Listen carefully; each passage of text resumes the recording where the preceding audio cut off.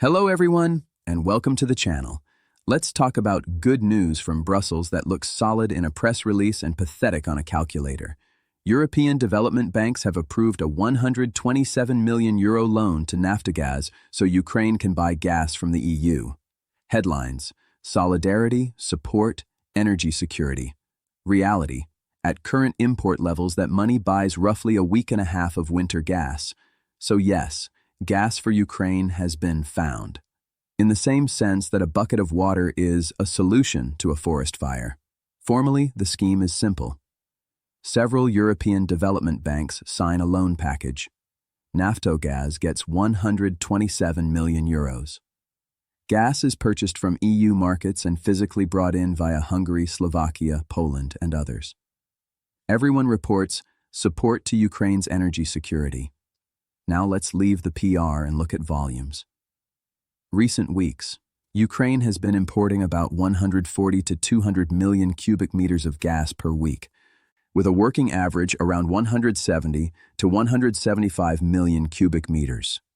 If we brutally simplify, roughly €100 million buys on the order of 250 million cubic meters of gas at current prices, which means €127 million buys maybe 320 million cubic meters, give or take.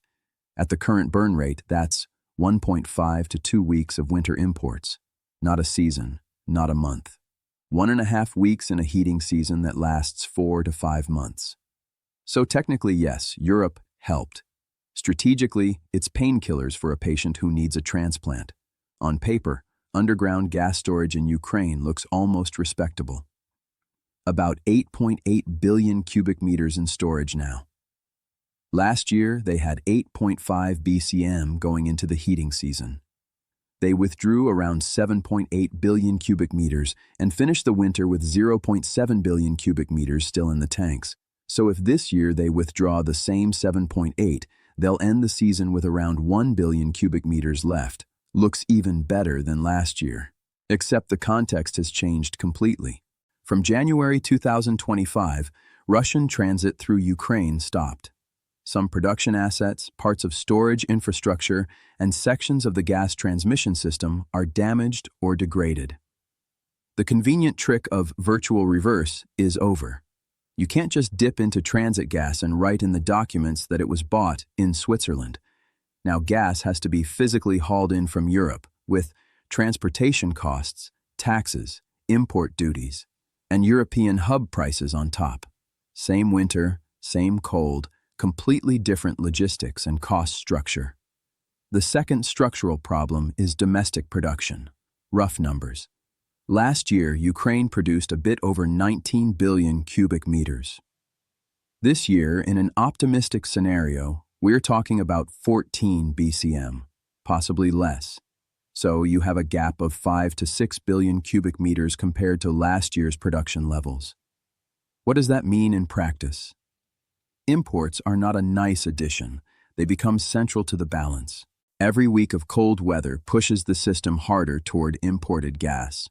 Every euro not found in time shows up as pressure in the grid, lower storage levels, or temporary restrictions for industry and households.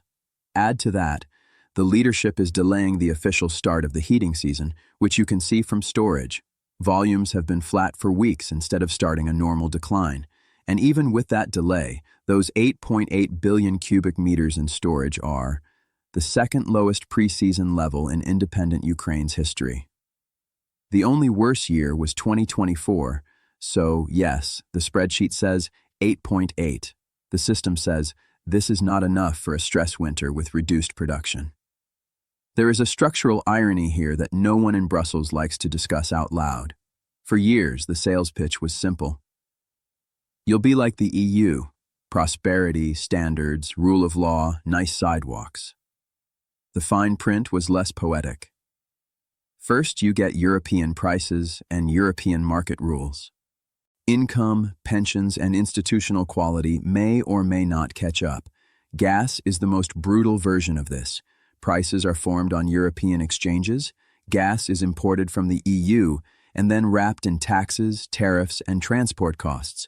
Result: European gas bills for an economy that is nowhere near European income levels and is simultaneously at war. Poland was often shown as the model. We'll be like Poland. The part everyone skipped over is that Poland is one of the largest net recipients of EU funds. Without 10 to 15 billion euros per year in transfers, the Polish economic miracle looks much less miraculous. They got on the train in the 1990s, when the track was still being laid. That train is not standing at the same station anymore. Ukraine is now being dragged into the cost side of the European model without the same structural support or time horizon. Energy makes that brutally visible. Back to mechanics. We see storage at 8.8 billion cubic meters. Domestic production down to maybe 14 billion cubic meters per year. Weekly import needs in a cold scenario up to 250 million cubic meters. The loan just approved covers about 250 to 320 million cubic meters in total, which equals 1 intense week or 2 milder weeks of imports. Meanwhile, a heating season is not 1 week, not 2, but somewhere between 16 and 20 weeks of continuous stress on the system. The real questions are not about the loan ceremony. 1. Can European suppliers physically and politically maintain higher flows to Ukraine over several months if the winter bites both sides? 2. How many more emergency financing packages can be stitched together without breaking domestic politics in donor states? 3. What happens if infrastructure damage inside Ukraine or at cross-border points intersects with a cold spell and high prices? On paper, the system balances. In reality, there are at least 3 simultaneous threats: low storage levels by historical standards, declining domestic production, and fragile import logistics financed by short, noisy loans.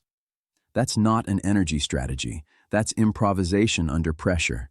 If we strip away flags, slogans, and media noise, the situation is very simple. A country that used to sit on the main transit artery for Russian gas became disconnected from that role. Its own production is falling. Its storage is underfilled. And its imports now depend on European spot prices, European political mood, and a series of 1.5-week loans disguised as historic support. From a systems point of view, this is not about who you support or dislike. It's about how not to run a critical energy system in a high-risk environment. The bill for turning pipelines into political weapons never lands in think tanks. It lands in kilowatt hours, cubic meters, tariffs, and eventually, social fatigue. Thank you for watching. Take care of yourselves and your loved ones, and try to remember, slogans don't power grids. Systems do.